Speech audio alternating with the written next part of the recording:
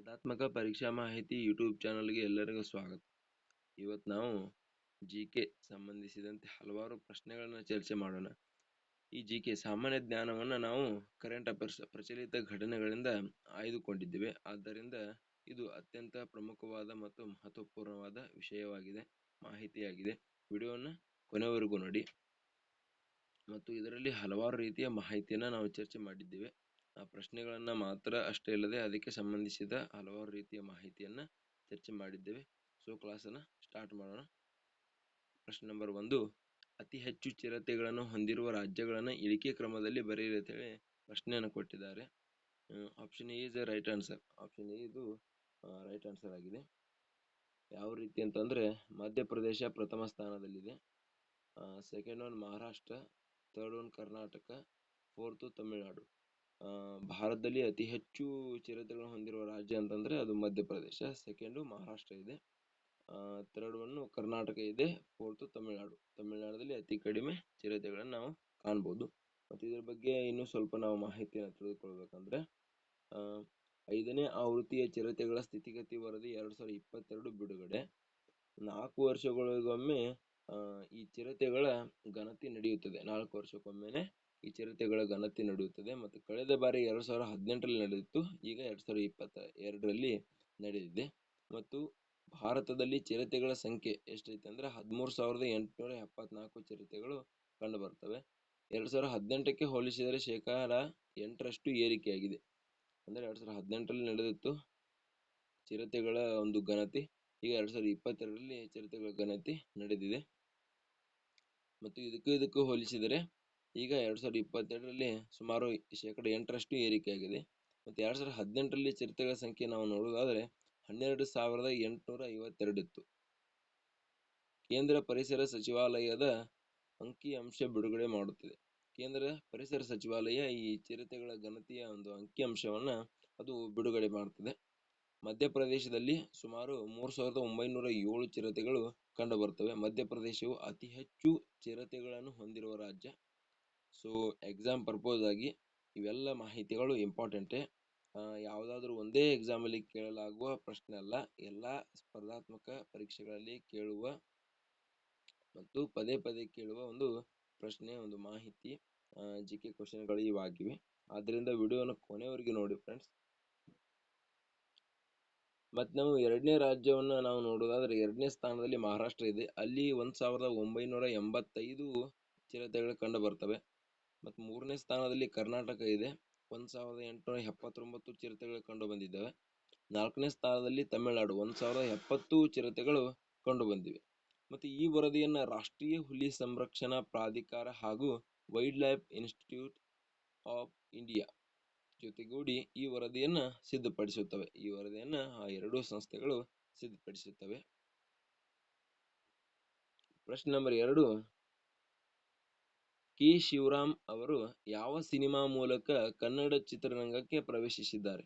ಅಂದರೆ ಕೆ. ಶಿವರಾಮ್ ಅವರು ಯಾವ ಒಂದು ಸಿನಿಮಾ ಮೂಲಕ ಒಂದು ಕನ್ನಡ ಚಿತ್ರರಂಗಕ್ಕೆ ಪ್ರವೇಶಿಸಿದ್ದಾರೆ ಎಂದು ಪ್ರಶ್ನೆಯನ್ನು ಕೇಳಿದ್ದಾರೆ. ಅದಕ್ಕೆ ಸರಿಯಾದ ಉತ್ತರ ಬಾನಲ್ಲೆ ಮಧುಚಂದ್ರಕೆ, ಬಾನಲ್ಲೆ ಮಧುಚಂದ್ರಕೆ ಎಂಬ ಒಂದು ಸಿನಿಮಾದ ಮೂಲಕ ಅವರು ಪ್ರವೇಶಿಸಿದ್ದಾರೆ. ಮತ್ತು ಇವ್ರ ಬಗ್ಗೆ ಮತ್ತು ಈ ಮೂವಿ ಬಗ್ಗೆ ನಾವು ಸ್ವಲ್ಪ ತಿಳಿದುಕೊಳ್ಬೇಕಂತಂದ್ರೆ ಕನ್ನಡ ಭಾಷೆಯಲ್ಲಿ IAS ಪರೀಕ್ಷೆ ಪೂರೈಸಿದ ಮೊದಲಿಗ ಈತ.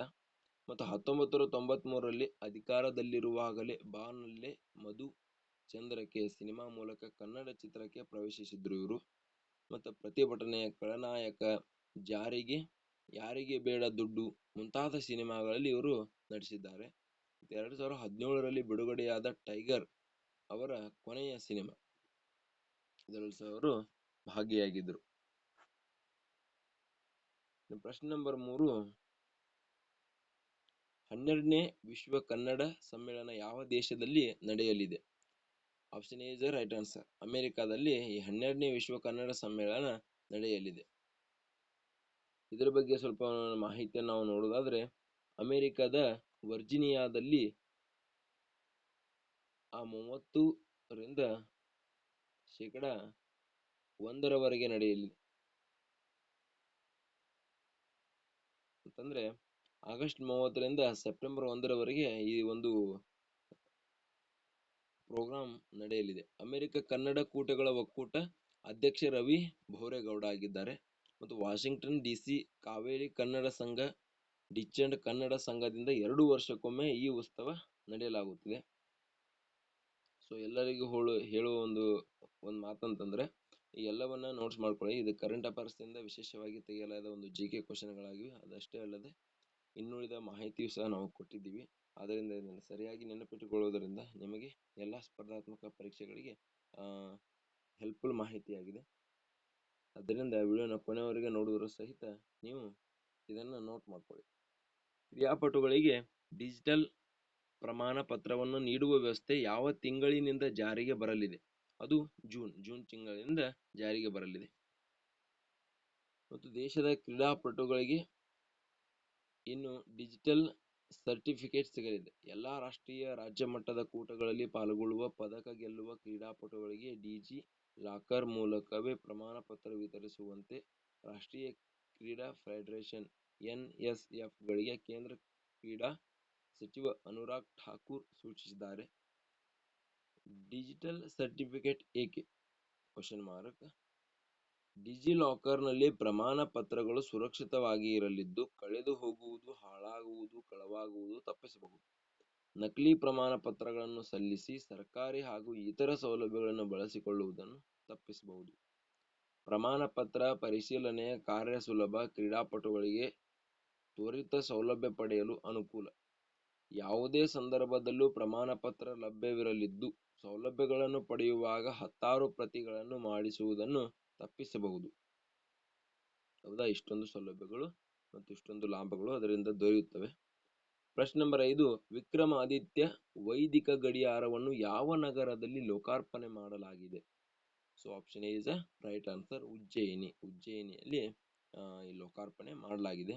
ಮತ್ತು ವಿಶ್ವ ಮೊದಲ ವೇದ ಗಡಿಯಾರ ಮಾರ್ಚ್ 1ರಂದು ಮಧ್ಯಪ್ರದೇಶದ ಪವಿತ್ರ ನಗರ ಉಜ್ಜಯಿನಿಯಲ್ಲಿ ಅನಾವರಣಗೊಂಡಿದೆ. ವಿಕ್ರಮಾದಿತ್ಯ ವೈದಿಕ್ ಕ್ಲಾಕ್.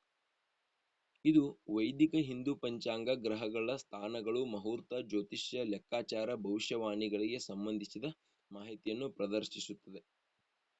ಭಾರತೀಯ ಪ್ರಮಾಣಿತ ಸಮಯ IST ಮತ್ತು ಗ್ರೀನ್ ವಿಚ್ ಸರಾಸರಿ ಸಮಯ GMT ಅನ್ನು ಸಹ ಸೂಚಿಸುತ್ತದೆ. ಇದು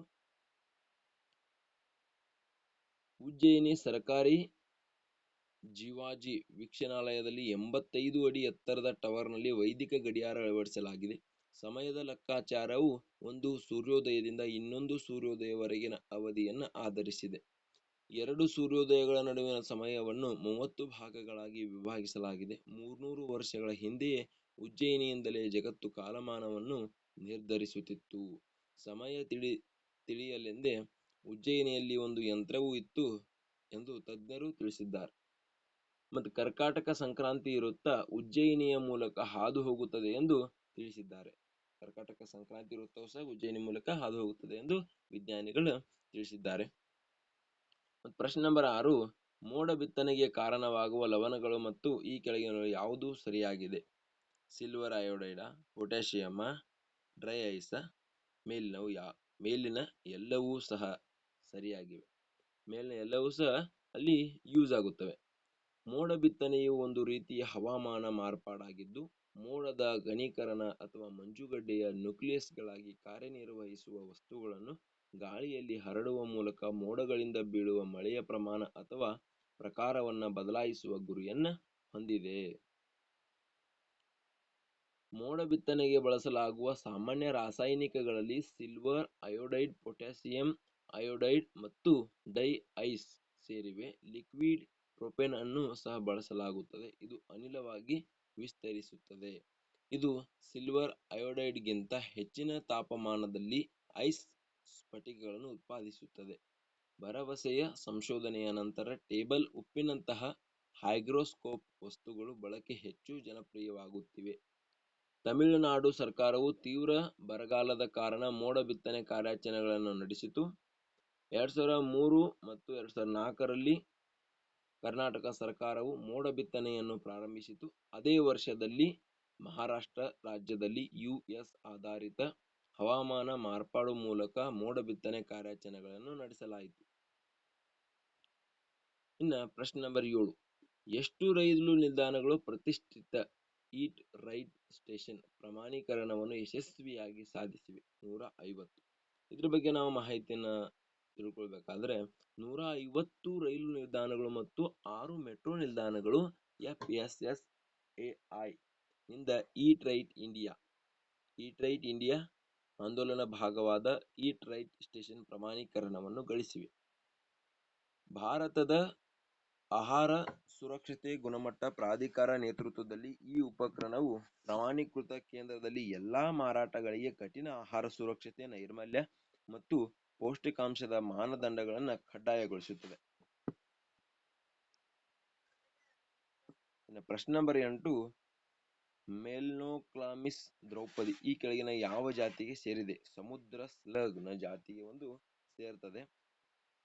ಇಲಾಜಿಕಲ್ ಸರ್ವೆ ಆಫ್ ಇಂಡಿಯಾ ZSI ನ ಸಂಶೋಧಕರು ಒಡಿಶಾ ಮತ್ತು ಪಶ್ಚಿಮ ಬಂಗಾಳದ ಕರಾವಳಿಯಲ್ಲಿ ಮೆಲ್ನೋಕ್ಲಾಮಿಸ್ ದ್ರೌಪದಿ ಎಂಬ ಹೊಸ ಜಾತಿಯ ಹೆಡ್ ಶೀಲ್ಡ್ ಸಮುದ್ರ ಸ್ಲಗ್ ಅನ್ನು ಗುರುತಿಸಿದ್ದಾರೆ.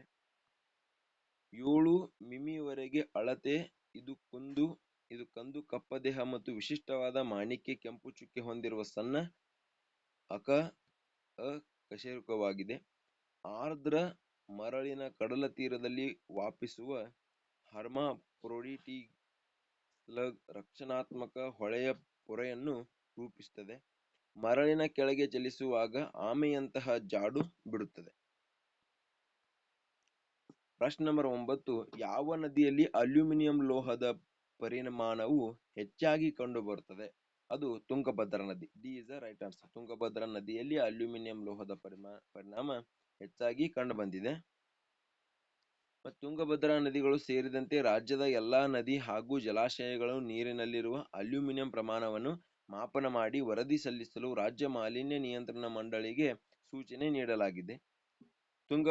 ತುಂಗಾ ನದಿ, ಭದ್ರಾ ನದಿ ಮತ್ತು ತುಂಗಭದ್ರಾ ನದಿಗಳ 18 ಸ್ಥಳಗಳಲ್ಲಿ ನೀರಿನ ಮಾದರಿಗಳನ್ನು ಸಂಗ್ರಹಿಸಿ ಲೋಹದ ಪರಿಮಾಣಗಳಾದ ತಾಮ್ರ, ಸೀಸ್, ಸತು, ನಿಕ್ಕಲ್, ಕಬ್ಬಿಣ, ಮ್ಯಾಂಗನೀಸ್, ಕ್ಯಾಡ್ಮಿಯಂ ಹಾಗೂ ಅಲ್ಯೂಮಿನಿಯಂ ಲೋಹದ ಇರುವಿಕೆಯ ಬಗ್ಗೆ ವಿಶ್ಲೇಷಿಸಲಾಗಿದೆ. ಹೌದಾ? ಪ್ರಶ್ನೆ ನಂಬರ್ 10. ಇತ್ತೀಚೆಗೆ ಸುದ್ದಿಯಲ್ಲಿ ಕಂಡುಬರುವ ಕುಲಶೇಖರಪಟ್ಟಣಂ ಸ್ಪೇಸ್ ಪೋರ್ಟ್ ಯಾವ ರಾಜ್ಯದಲ್ಲಿ ಇದೆ? Tamil Nadu. B is the right answer. ತಮಿಳುನಾಡಿನಲ್ಲಿ ಇದು ಇದೆ. ಸತೀಶ್ ಧವನ್ ಬಾಹ್ಯಾಕಾಶ ಕೇಂದ್ರದ ನಂತರದ ಎರಡನೇ ಬಾಹ್ಯಾಕಾಶ ನಿಲ್ದಾಣವಾದ ತಮಿಳುನಾಡಿನ ಕುಲಶೇಖರಪಟ್ಟಣಂ ಬಾಹ್ಯಾಕಾಶ ನಿಲ್ದಾಣವನ್ನು ಪ್ರಧಾನಿ ಉದ್ಘಾಟಿಸಿದರು. ಈ ಸೌಲಭ್ಯವು ಸಣ್ಣ ಉಪಗ್ರಹ ಉಡಾವಣಾ ವಾಹನಗಳನ್ನು ವಾಣಿಜ್ಯವಾಗಿ ಉಡಾವಣೆ ಮಾಡುವಲ್ಲಿ ಪರಿಣಿತಿ ಹೊಂದಿದೆ ಮತ್ತು 2350 ಎಕರೆಗಳಷ್ಟು ವ್ಯಾಪಿಸಿರುವ ಇದು ಉಡಾವಣಾ ಪ್ಯಾಡ್ಗಳು ಮತ್ತು ರಾಕೆಟ್ಗಳು ಏಕೀಕರಣ ಪ್ರದೇಶಗಳನ್ನು ಒಳಗೊಂಡಂತೆ 35 ಸೌಲಭ್ಯಗಳನ್ನು ಹೊಂದಿದೆ. ಬಾಹ್ಯಾಕಾಶ ಪೋರ್ಟ್ನ ವಿಶಿಷ್ಟ ಪ್ರಯೋಜನವೆಂದರೆ ಹಿಂದೂ ಮಹಾಸಾಗರದ ಮೇಲೆ ನೇರವಾಗಿ ದಕ್ಷಿಣಕ್ಕೆ ಉಡಾವಣೆ ಮಾಡುವುದು ಇದರ ಒಂದು ವಿಶೇಷ ಪ್ರಯೋಜನವಾಗಿದೆ. ಸೊ ಇದು ಇವತ್ತಿನ ಒಂದು ಜಿಕೆ ಕ್ಲಾಸ್ ಆಗಿತ್ತು. ಇಲ್ಲಿ ನಾವು 10 ಪ್ರಶ್ನೆಗಳನ್ನು ಮತ್ತು ಅದಕ್ಕೆ ಸಂಬಂಧಿಸಿದಂತೆ ಹಲವಾರು ಮಾಹಿತಿಯನ್ನ ಈ ವಿಡಿಯೋದಲ್ಲಿ ನೋಡಿದ್ದೀವಿ. ವಿಡಿಯೋ ಇಷ್ಟವಾದರೆ ಲೈಕ್ ಮಾಡಿ, ಶೇರ್ ಮಾಡಿ, ಸಬ್ಸ್ಕ್ರೈಬ್ ಮಾಡ್ಕೊಳ್ಳಿ. ಎಲ್ಲರಿಗೂ ಧನ್ಯವಾದಗಳು. ಮತ್ತು ಇಂತಹ ವಿಡಿಯೋಗಳಿಗಾಗಿ ಬೆಲ್ ಐಕಾನ್ ಬಟನ್ ಅನ್ನು ಒತ್ತಿ ನಮ್ಮ ಜೊತೆ ಯಾವತ್ತಿದ್ರೂ ಜೊತೆಯಾಗಿರಿ. ಯಾಕಂತಂದ್ರೆ ನಾವು ಹಾಕುವ ಎಲ್ಲಾ ವಿಡಿಯೋಗಳು ನಿಮಗೆ ಬರ್ತವೆ. So thank you. ಧನ್ಯವಾದಗಳು.